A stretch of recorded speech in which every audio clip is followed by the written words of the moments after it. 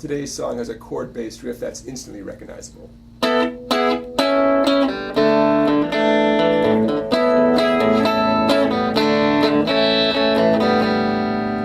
And we might as well learn the rest of the tune, which has nice, easy strumming on basic chords. Alright,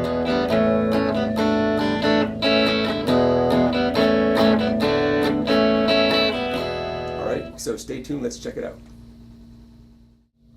Now here's what you need for the introduction to what I like about you. You need a partial bar at the 9th fret. My pressure's on the 2nd, 3rd, and 4th strings. Of course, I can't help but to touch the 1st string there. That's okay. You'll need a D major chord, an A major chord, and kind of a hybrid of the two called an A suspended 4 chord. No big deal. You'll also need the ability to keep strumming, sometimes on open strings, even while your fretting hand is in motion getting to the next thing. Okay? That's a common skill you need for lots of songs. Okay, let's get started. Partial bar at the 9th fret. Pressure on the 2nd, 3rd, and 4th strings. It's okay to fret the 1st string. Okay, 2nd finger down, 10th fret, 2nd string. So we have a downstroke. Lift off that 2nd finger, another downstroke. Put back the 2nd finger and add the 3rd finger for 2 downstrokes. So we have. Okay, where your thumb is important. My thumb is right opposite my index finger. Okay, that's really important. My thumb is, see that back there? There's my thumb. Now, we have an upstroke on the open strings while my hand is moving backwards. 2 things at once, getting back to a D chord. I'm going to strum 3 strings of the D chord with a downstroke. Notice I'm not strumming the 1st string, but I am fretting the 1st string. Why? It's just easier for me to grab a D chord and strum 3 of the strings than to not do it. I'm so comfortable with a D chord, I just grab it. I don't want to have to think. If I stop to think about leaving this finger off or something, it takes too much time. I just grab a D chord and I make sure I don't strum that note, that's all. So I encourage you to put down a typical D chord, even though I admit that finger's extraneous right there on the 1st string. Okay, so a downstrum on the D chord. A downstrum on the open strings, even as I'm curling around for the A suspended chord for an upstroke. Notice the ring finger comes back down right where it was for the D. Here's my D, I lift off, and here's my A suspended, but my 3rd finger was in the same place for both of those. I lifted off though, but I put it right back down in the same place. It's good to know. Okay, we have an up down,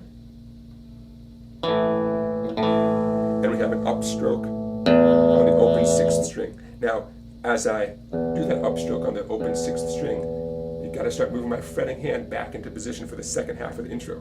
Okay, very important. You got to take advantage of those moments when you're on an open string and your left hand can get back in position wherever it needs to go. So that's the 1st half of the intro. Here comes the 2nd half. Now the 2nd half of the intro is almost the same as the 1st, a couple of little variations. So same partial bar at 9, 2nd finger, 10th fret, 2nd string, just like it was before. Downstroke. Now check this out, an upstroke on the open 6th string. Keep your chord in place though, because the next thing is that bar, and an upstroke on the open 5th string. So I'm going to put that together again.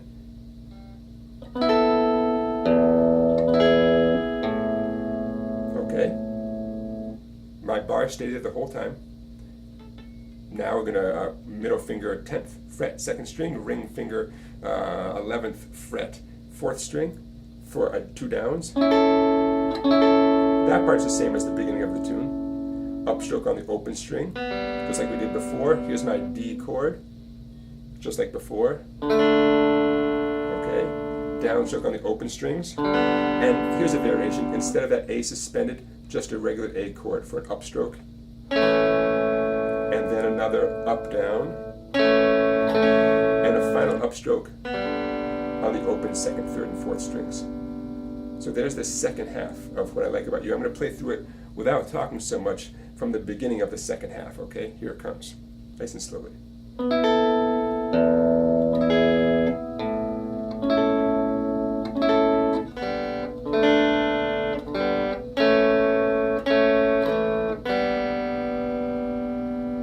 stick around because we're about to talk about the rhythm guitar part of the song during the verses and choruses, which is easy and fun, and you can totally do it with just a little bit of practice. Here it comes. Okay, now all that's left is to learn the rhythm guitar part for the verse and the chorus, which is actually the same part, whether it's the verse or the chorus, and you're going to be good to go for the whole tune. You need your E major, your A major, D major, and that A suspended, no big deal. And we need to talk about the downs and ups with your strumming hand, which is also no big deal, nice repetitive pattern. So check it out. I'll play it for you at the right speed, and then we'll break it down and do it a little bit slowly.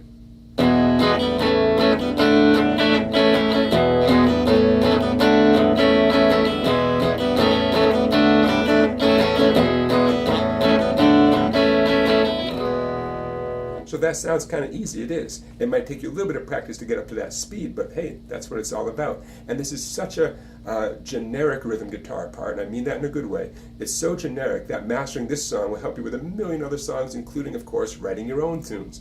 Okay? So let's talk about this. E major chord, down, down, up. I can't emphasize two things enough. First of all, a very light grip on your pick, so light you're about to drop the pick. Secondly, on upstrokes, you really might only hit 2 or 3 strings tops on your way up. Do not make an effort to hit all 6 strings. In fact, I'm probably strumming 4 of the heavier strings going down and not hitting the 2 skinny ones, and probably hitting the 2 or 3 skinny ones going up and not hitting the 3 or 4 fat ones. You know what I mean? So there's a contrast. That's something that teachers don't talk about often enough. They'll tell you to strum down and strum up. But realistically, you might not hit all 6 strings either way. Hear that nice texture between the sound of a downstroke and the sound of an upstroke? Bottom line is, don't sweat over hitting all 6 strings, no matter what the tablature might say. In some cases, it's just not how it works. Okay, so we have the E, down, down, up. We have the A, same thing, down, down, up. D, now watch out, it gets a little bit trickier here, but no big deal. We have a down on the D, another down on the D, and watch this, a quick upstroke on the A suspended 4. I'll do it slowly. Starting the D. They almost sound the same, I know, but they're not. Now, one reason they sound so similar is because that third finger has not departed. It's there for the D, and it's there for the A. The A suspended, I should say. Okay? So use that as a pivot finger. Pivot, P-I-V-O-T, a pivot finger. Okay? So we have the D, down, down, up on the A suspended. Now, revert back to the regular A major for up, down, up. Now we're halfway there. We're actually more than halfway there because the second half of the rhythm guitar part here is almost identical to the first. But for a quick review of the first part, here it comes. Starting with E. Down, down, up. A, down, down, up. Here comes the D. Down, down, A suspended with an upstroke. Up, down, up. I'll do it one time without talking.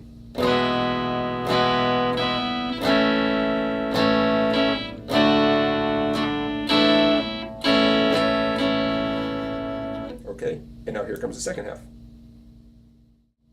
Now the second half is even easier than the first half now that I look at it, because you don't have to worry about that pesky A suspended.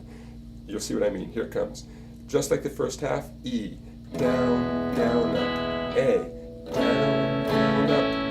D, down, down. A with an upstroke. And then just like before, A, up, down, up. Here it comes again. E, down, up. A, down, up. D, down, A, up, down, up. Again, one time without talking.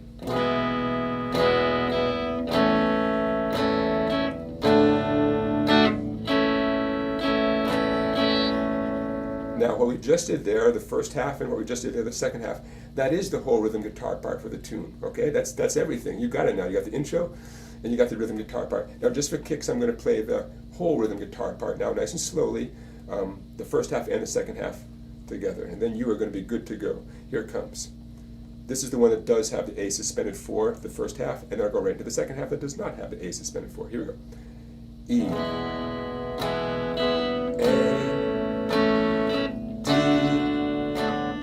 A suspended 4, A, E,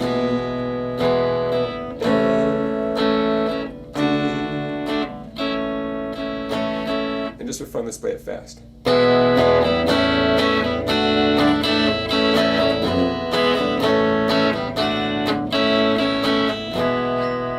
Okay, a little bit of practice, you can do this. These chords show up in a million songs, which is great for your fretting hand. This strum pattern is extremely common for your right hand, so you have skills now that you can use for a lot of other songs, plus you get to play a great tune from 1979 from the Romantics.